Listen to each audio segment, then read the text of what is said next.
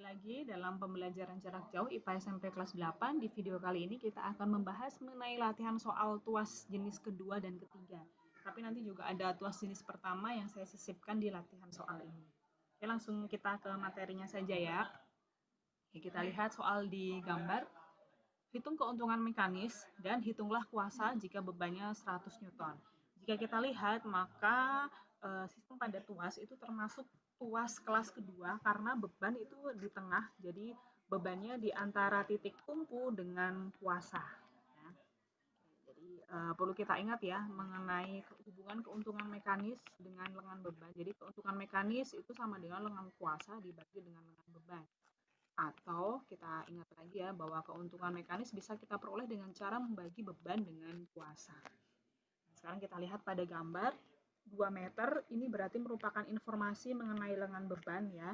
Kemudian lengan kuasanya berapa? Lengan kuasa itu berarti dari titik tumpu sampai ke dengan titik kuasa. Maka lengan kuasanya adalah 2 meter ditambah dengan 6 meter menjadi 8 meter. Ya, sehingga karena lengan kuasa dan lengan beban itu informasi yang lebih lengkap, maka kita mencari keuntungan mekanis dari sini. Lengan kuasa dibagi dengan lengan bebannya. Lengan kuasanya 8 meter, lengan bebannya adalah 2 meter. Ya. Sehingga keuntungan mekanisnya kita peroleh adalah 4. Nah, berikutnya untuk mencari beban, mencari kuasa, kita lihat di sini bebannya diberikan informasi 100 Newton, maka kita mencari berapa nilai F-nya itu dari sini ya, W per km. Ya.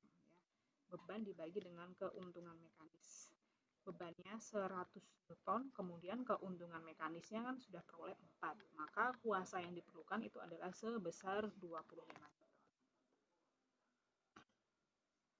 Oke, lanjut lagi ke soal berikutnya. Jadi di soal ini sebenarnya adalah prinsip dari tuas jenis pertama ya, atau tuas kelas 1. Nah, bagaimana ada semacam timbangan, kemudian bagaimana sih supaya kedua lengannya ini seimbang. Jadi titik pusatnya kan di tengah sini ya.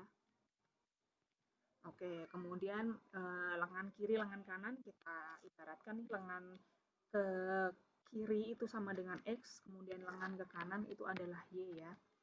Nah, bagaimanakah supaya seimbang? Supaya seimbang kan berarti ruas kiri itu sama dengan ruas belah kanan. Ya, ruas kiri bebannya 6 kilo, kemudian dikalikan dengan X, ruas kanan bebannya adalah 4 kilo, kita kalikan dengan Y ya.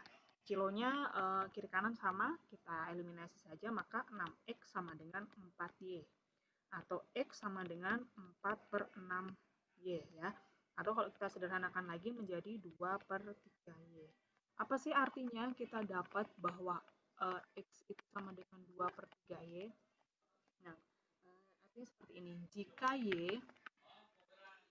Y misalnya 3, maka X berarti sama dengan 2 per 3 kalikan Y. Berarti 2 per 3 dikalikan 3. Kita coret 2. Jadi jika yang 6 kilo atau X itu ada di, jika jika Y atau yang 4 kilo ini ya, jika yang 4 kilo ini di nomor 3, di angka 3, kalau di nomor 3 nilainya 3 itu berapa sih kita hitung ya? Ini 1, kemudian 2, lalu 3. Berarti di nomor 7, di nomor 3 itu artinya X-nya di nomor 7, maka yang Y-nya 2, X-nya 2 itu berarti ada di 1, 2. Ada di nomor 3. Jadi yang 6 kilo itu di nomor 3.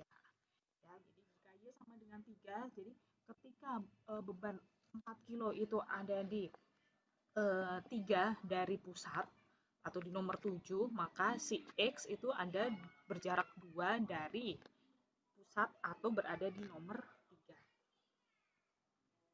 Kita lanjut ke soal berikutnya. Nah, ini sama seperti soal yang sebelumnya, tetapi di sini bebannya divariasi.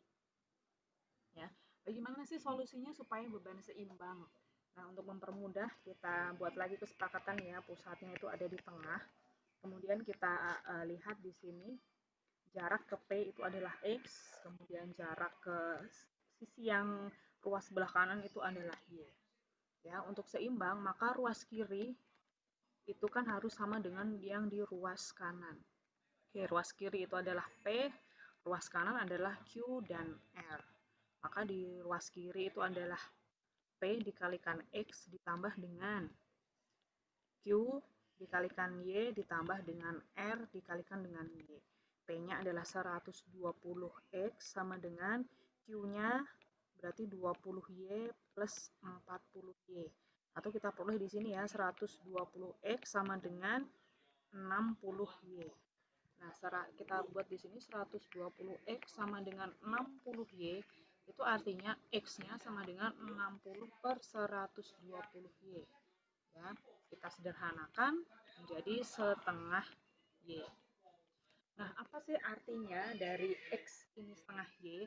Nah, perlu kita ingat ya, berarti Y itu kan tadi adalah penjumlahan antara Q plus R. Ya. Maka jika Y itu ada di jarak 2 dari pusat, artinya 1, 2, ya, maka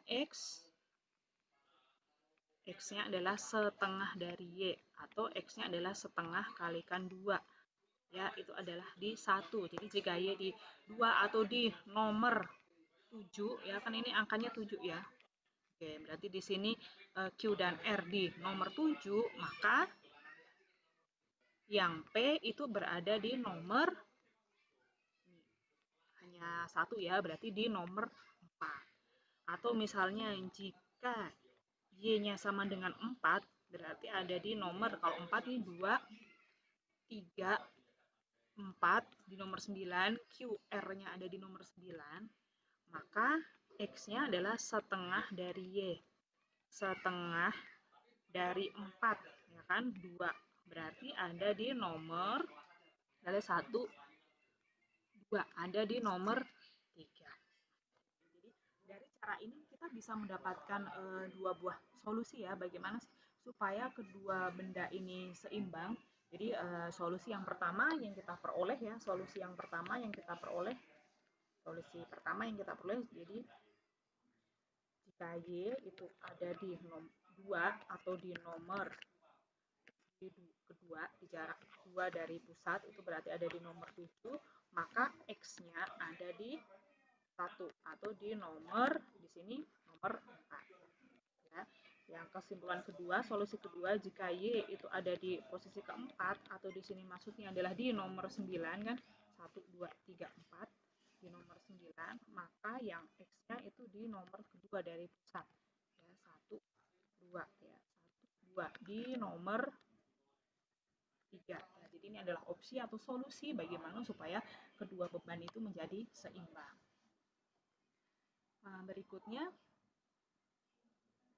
hitung besarnya F. Kalau kita lihat dari gambar, ini berarti adalah tuas kelas ketiga. Kenapa? Karena kuasanya itu ada di antara titik tumpu, ya, di titik tumpu dengan di beban.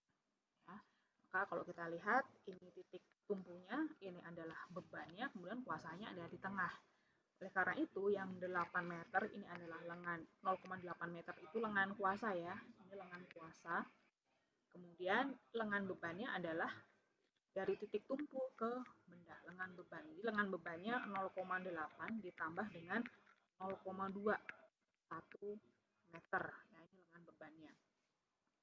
Oke, ditanyakan besarnya F.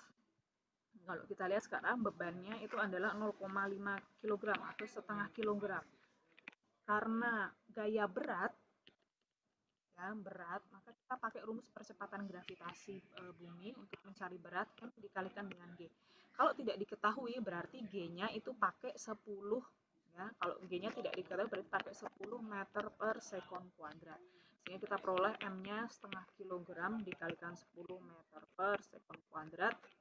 Korek ini 5 ya, jadi bebannya adalah 5 Newton. Oke, perlu kita ingat lagi nih, keuntungan mekanis itu kan bisa kita peroleh dari pembagian antara lengan kuasa dengan lengan beban, atau dengan membagi antara beban dengan kuasa.